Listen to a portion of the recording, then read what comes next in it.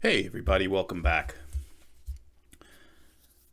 Here's a discussion that I was just thinking about that might be interesting here on the channel, and get some good chatter going.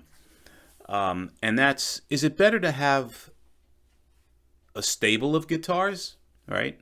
In my case, I currently own at least 10, or is it better to have just one good instrument? Really good instrument, and then possibly build upon that at some point in time. In my case, again, as I said, I have, as you know from watching this channel, I have budget gear. Guitars that typically cost less than $500, and in some cases less than $200. So I have an assortment of, budget type guitars. Currently around 10. Now, if I were to assess a value to these guitars based on roughly what I paid, it would be around $3,200, a little bit more, a little bit less. I don't know exactly, but I'm guessing around that, right?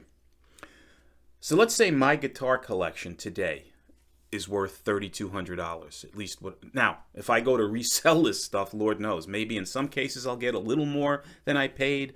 In other cases I'll get a little less. But let's just use, for whatever reason, let's use that $3,200 as a baseline. So if I were to sell, let's say, this collection and was able to get $3,200, what could I even get, right? If I was to decide to give up a stable of guitars for one really nice instrument. So I looked around, and I looked at guitars that I would think might be worth that type of an investment. They're good instruments, right? The first one that came to mind is the iconic Les Paul. So I looked on Guitar Center, Sweetwater, some of the more popular sites, looked at a Gibson Les Paul Standard 60s model, and I would go probably with the 60s model because I like the thinner neck. I don't like the baseball bat necks on the thick necks. So the average selling price for that guitar is around $3,299, $3,300. So I would be right there. So maybe a couple of bucks out of pocket, selling my collection, owning one guitar, and that would be that Gibson Les Paul, which happens to be obviously a double humbucker configuration, right? And it's good for rock. It's great for rock, right? Do you have the sounds that you may want for other styles of music? I don't know. Probably if you're a good enough player, I would say the answer is yes. But it's typically, a classic rock style instrument, right? But in any event, that's neither here nor there. Then I said, let me look at a Strat. That's my personal favorite in terms of body style. And let me look at a real decent Stratocaster and what that would cost. So I went and started looking at the custom shops, right, which are kind of the top of the line, Stratocasters. And probably the best I could do if I were to go after one of those, because those are real expensive. Those well exceed the $3,200, right? They're in the fives in most cases. If I found like a new old stock, which I came across, custom shop 60s Strat, can probably get that for around $3,700. Which would be, again, close to this, maybe $500-$600 out of pocket, and now you're into a Stratocaster custom shop, right, as your own soul guitar. And that's different than the Les Paul because you have 3 single coil pickups as opposed to 2 humbuckers, and they have different playability on them. They have different feel. They typically go after different. Well, no, they're both classic rock guitars, but the Stratocaster delves into a little bit more other areas of music, right? And then I said, okay, let me look at a Rickenbacker. Now, I never really was a Rickenbacker guy because it's kind of a quirky guitar, right? And it would be a 12-string if I were to look at a Rickenbacker, a 12-string electric, because I'm an old guy. I'm used to the Byrds and Roger McGuinn and the iconic guys playing that even Tom Petty to some extent, playing the 12-string Rick and getting that chimey, ringy sound out of it. So if I were to look at a Rickenbacker 12-string, a Fireglow Rickenbacker 12-string, which is a really nice-looking guitar, I can probably get that for around $2,500. So now maybe I could buy that and bank some money, right? But that's a real niche type guitar, right?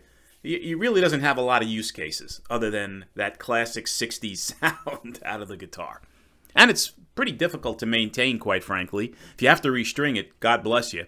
And, maintenance of it can be somewhat involved. So keeping that on the side, that would be a rick.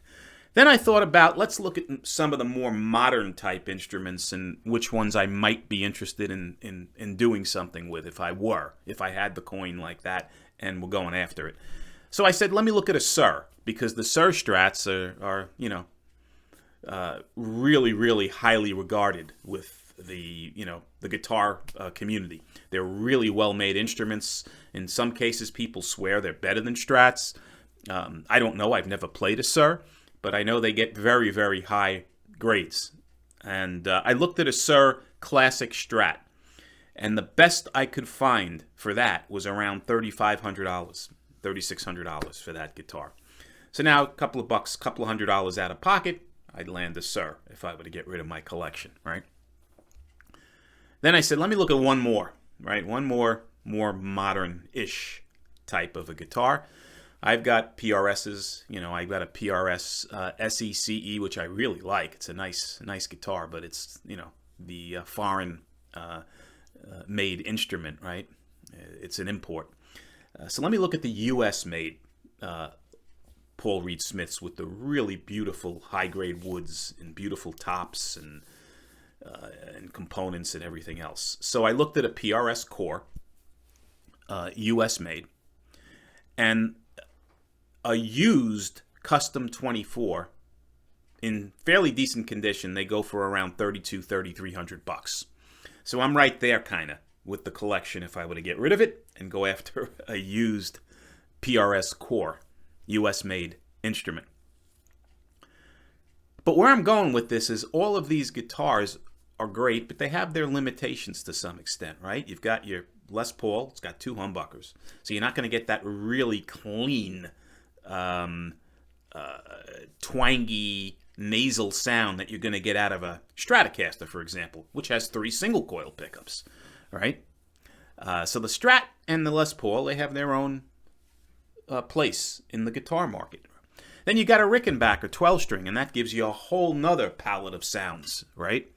And playing experience, whether it be difficult or not. But that clearly is not a guitar that you're going to be doing shredding on or playing any kind of heavy rock on a Rickenbacker 12. You got your PRS Core that I just mentioned, and again, that typically comes with 2 humbuckers, 2 Paul Reed Smith humbuckers, and similar to the Les Paul, it's got its own use case for classic rock and the likes. But you're not going to get that single coil purity that you would in a Stratocaster, for example. And then you've got Suhr. That makes 3 single coils in their model as well.